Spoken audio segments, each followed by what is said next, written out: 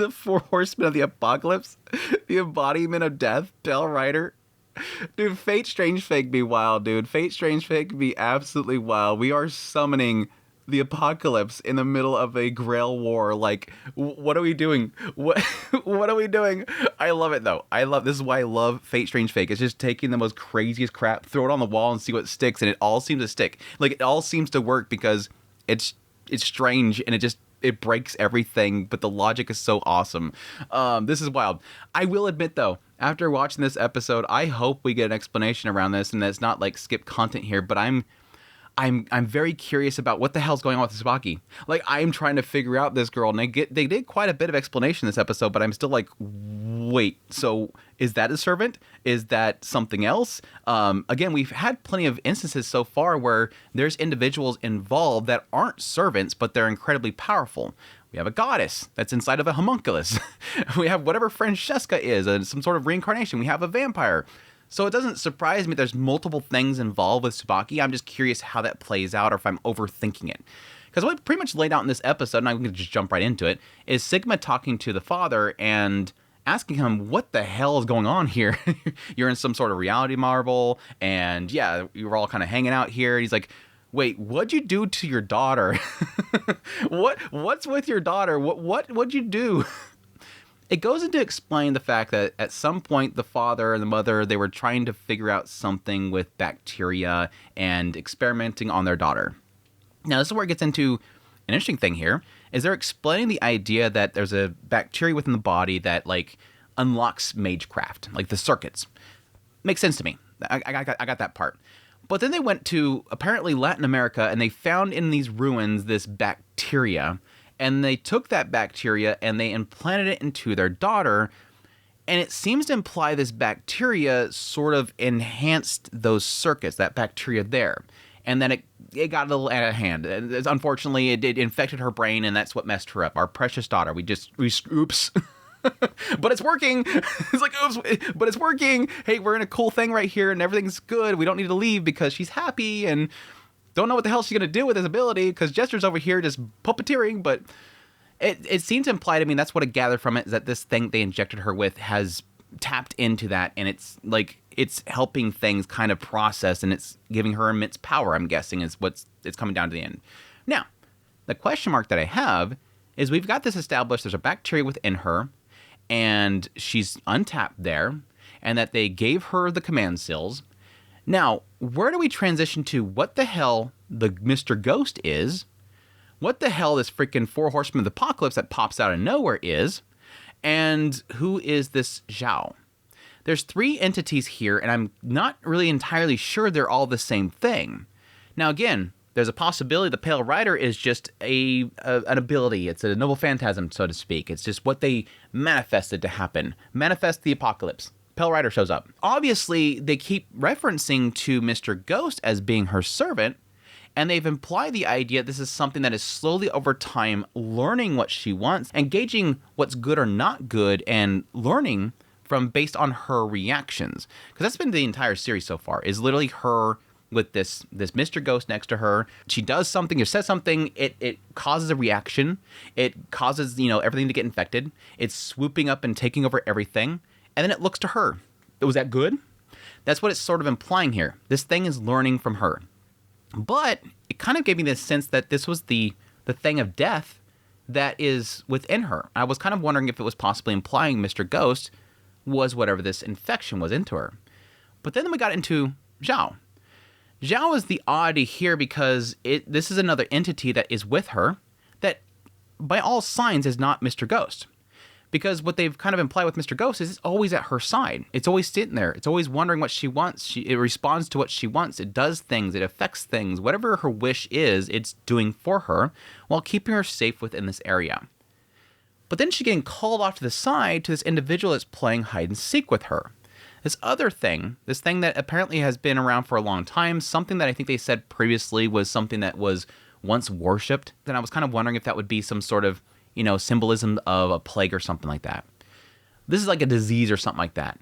And now this individual has been confronted by Subaki, is playing hide and seek, and is now introducing itself as Xiao. Now, that's a very Chinese name. So I don't know that it would be possibly the bacteria they found in, Latin America, because, China, Latin America is two different locations. It could have been transferred or whatever. But Xiao is a very Chinese name. And additionally, with the little crossbow, this god killer that they hand over to Sigma, it's very Chinese looking. It looks very Asian crossbow type of thing. What do they call it? It was like the god killing gun or something like that. Here, take this. God-felling crossbow. Everything kind of points to this being some sort of Chinese being that is with her as well. But again, my question mark is what is their connection with the ghost? Are they two different separate entities? Is this something else that's with her that's trying to help her out? Which comes to my conclusion that Xiao, this again, Chinese seemingly being that is not able to stick around for very long, that's trying to help out Tsubaki, playing hide and seek with her, this entity, I think, is the bacteria. Even if it's from Latin America, I think this thing was once in the past. It has been brought forward and it has been injected into her. It opened up the circuits for her and enhanced the circuits, and then that allowed them to then have her summon the Mr. Ghost, and the Mr. Ghost is slowly over time learning from her what exactly it wants. It's just an entity of death. Mr. Ghost is just an entity of death that is basically manifesting whatever she wants through death, in a sense, bringing everything into the afterlife, which sort of would imply to the idea that this existence as Pale Rider could be still it. It could still be one of the four horsemen of the apocalypse. It could be Pale Rider, just now learning something. But that doesn't make sense to the logic of what the Pale Rider is, the horseman of the apocalypse is. It has its own desires. It says everything at the towards the end there. It's literally spelling out the gospel. It's about what the Lord wants. And it has its role in this whole thing is to bring about death. That its role is the last horseman. It comes in and it just brings death. Everything's done, right? All right, my turn. Come in, death. Everything's dead. It just wipes out all living things. That's its whole goal is. So what do we need to learn from Subaki? Oh, what are we doing? Oh, we need that. Is that a good thing? No, it has its goal in mind. So it kind of makes me believe that this Mr. Ghost that is with her, this summoning, this servant, is just creating death. And one of those deaths that it can spawn is literally the horseman of the apocalypse. It's just, it didn't get that much power to do something like that until she awakened to the idea that she wants to be, yes, a magician.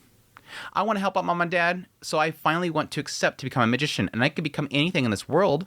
Mr. Ghost is going to make anything happen in this world for me. Now it's finally accepting I'm going to become a mage. And now suddenly I have immense power, and I can literally summon the apocalypse. I'm going to usher in the apocalypse. It's crazy. This episode's freaking crazy, dude. This entire episode's freaking crazy. I don't know what the hell they're going to do with this thing. All I can think of is that, yes, technically, as we've kind of seen through the conversation with Flat and with Waver, where they're at right now is some sort of like creation that is the underworld. As we see, Richard and all them, they're fighting these Cerberuses. These are the guard dogs of the underworld. I like how they kind of confront them and say, hey, yeah, I'm kind of fighting death or whatever, but these people, they're alive, so, go by your oath. You're not supposed to attack the living. Let them leave here, whatever. And they're like, nope, you're all dead. This creation, this world they're in, is literally the underworld.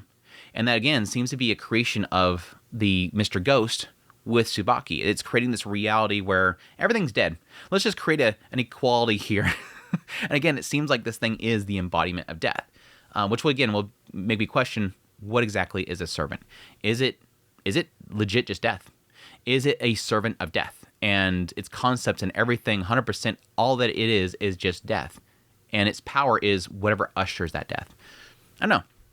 But again, I kind of feel like I might be overthinking this stuff. But yes, they're in some sort of like creation of death. It seems to imply that it's kind of like a mirror. It's not that it is the underworld. It is sort of just a mirroring of it. And that, yes, now that they're in there, everything is seen as dead, and they had to figure out how to get there. The only thing seemingly leaking them is an individual that is dead. Gilgamesh. Gilgamesh is over there kind of creating this little link between the two of them. I'm curious what Enkidu's doing. I'm assuming that there's a possibility what Enkidu is doing there is to help them. Like, purposely went to Gilgamesh knowing that he would be a link to the other side. He also did to talk to Tina, obviously, because Tina is somebody they're interested in. But I think there was like sort of two birds, one stone by going there and going to Gilgamesh's side, they're able to create that link that will allow them to potentially bring their their allies back from this world of death that they're currently in. But interesting there that they have that whole setup there. But other than that, yeah, the whole thing with Richard and Ayaka, I think I've kind of mentioned this before, but I feel like feels like one of the weakest elements of this adaptation so far, with how much they're trying to get through. It's obviously a lot of content they're trying to adapt here. And yes, makes me really badly want to read the source material. I think one of the casualties for this so far is Ayaka. I feel like Ayaka's character is a little bit weak. I mean, this is an interesting concept here in the idea that she finally decides that I want to help out. I don't know where it comes from, but suddenly she's like, I want to help out. She badly wants to help out. So she goes rushing up there and tries to get to Richard, and she runs into the Red Riding Hood and says, you can kill me. You have the right to. She told the Red Riding Hood, you have the right to, which implies to me that she feels that she wronged this spirit or ghost or being, allows it to the ability to kill her or curse her, but she fears it, but fears more so abandoning Richard. So now we're going to get into, again, that she just suddenly really badly wants to help Richard, which hasn't really been played out very well for me, but it's fine. But yeah, she confronts Richard, and I do kind of see his perspective here. He is somebody that apparently through fighting Gilgamesh has learned that I don't really have a purpose here. I don't have a fight that I want. And he kind of implied that early on, the idea that I don't really want the Grail. and he's a type of person that doesn't really like to rob other people of it. I don't want to harm people that I don't need to harm. I don't have a need to do something because it's not to protect something, or I don't gain something from it that I actually need. I don't need the Grail. Well, you need it because you want to bring music to the throne and to heavens. No, I'm not going to heaven. That's not where I was at. And yeah, I don't really have a desire for that. And he doesn't want to rob it from somebody else, so thus he doesn't have purpose. He's just fighting. Like when he was fighting Gilgamesh, he was just fighting. And it seems like he feels, because he lacks that desire and that push to risk everything for, he's not going to be able to win anything. It's great that you're now trying to help me out here. You're giving it your all. She's like, I'll learn how to fight. I'll get stronger. You can drain me of all my power. That sounded very inappropriate. Drain me of all my energy if you want to until I'm dead. Suck me dry. She's willing to give it all, but he doesn't have a purpose for it. And that's his problem. All I can do is protect you. That's what I've been doing this entire time. That's all I can really do. It seems like he wants to protect other people while also just making sure that, no innocents get killed. That's all he can really do. So even if she wants to fight now, he doesn't really have a purpose to go with. Until, yeah, of course, they get interrupted. Francesca popping up out of nowhere, dropping candy on the Cerberus. These are really cool things, but they have a big flaw, apparently a sweet tooth. Yeah, Francesca popping up out of nowhere, and she said, it's nice to meet you, I guess, Richard, and I'm not really sure how it works, but you too, you incredibly powerful girl.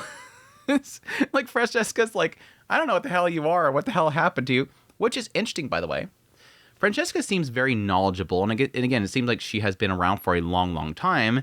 You would assume that she probably has very much so knowledge about different oddities about the world, and yeah, and technically through Faldius and through information networks, you would think that she would have some knowledge of what Ayaka is. But even Ayaka, she's not very knowledgeable of. And that's also interesting because, again, she seemingly had contact or made contact with Ishtar, which I would think that, again, Ishtar was involved with Ayaka. But again, I might be wrong about that. I'm assuming this homunculus was the same one that Ishtar's in that made this deal with Ayaka. I could be wrong, but that was an interesting little introduction there. She's a dork as ever. Was that pretty much it? My gosh, I just rambled on and went through this entire freaking episode, but they did have a little bit more around Sigma in the opening parts of the episode, and the fact that he was confronting some boy. So it's like, why do I have to die and you not? He said, well, you sold me out. And then he goes, but I have to live because I want to free you and everybody else. I'm trying to it seemed to imply this guy was trying to make it to where they stopped doing experiments on children. And Sigma just thought, I got to kill you because I got to survive. I don't like dying, and if I don't do this, I'm going to die. So I hate pain, all that kind of stuff. So you lose, basically. It seemed to show that the guy died from something else, like the infection from whatever they potentially have put into them, or that Sigma did something to him. I don't think so. I think it's just whatever's been done to them seemingly overcame him or something. I don't know. But again, gets an idea of him not really having a purpose or desire. This individual had desire to free them and to save them, but Sigma himself had no purpose. He just wants to avoid death. That's all I want to do. I just want to eat, sleep, get back up, shoot something, keep myself alive. This guy has a purpose. And again, now that he is helping out Subaki, he now has a purpose. But yeah, I think that's pretty much it. Hopefully we'll get some answers in the next episode. Next episode's finale. Again, I'm kind of surprised that we actually got the entire series. We'll see next week, though. They could, like, you know what, delay on the last episode just to kind of throw one last wrench in this whole thing. But yeah, surprised that we had the full airing of the entire core. Hopefully we get another season announced next week, and hopefully it doesn't take 15 years to come out. But really, really cool stuff. Hoping to have a nice little conclusion to this arc and not really kind of leave it on a bad cliffhanger. Sort of what I'm fearing right now. I mean, they could probably put an end to this little reality marble and get out of there and kind of just go their separate ways, but I'm kind of getting a growing concern that we're not going to have a really good stopping point, but because it seems like everything's going to hit in the fan at the moment. But anyways, we'll see. But I hope you guys enjoyed this video. As always, if you did, hit the like button down below. If you like this content and want to support the channel more, become a member. Until next time, y'all take care. And yes, if you are a fan of the source material, I don't need to answer to any of my speculations unless I miss something. But yeah, be nice in the comments.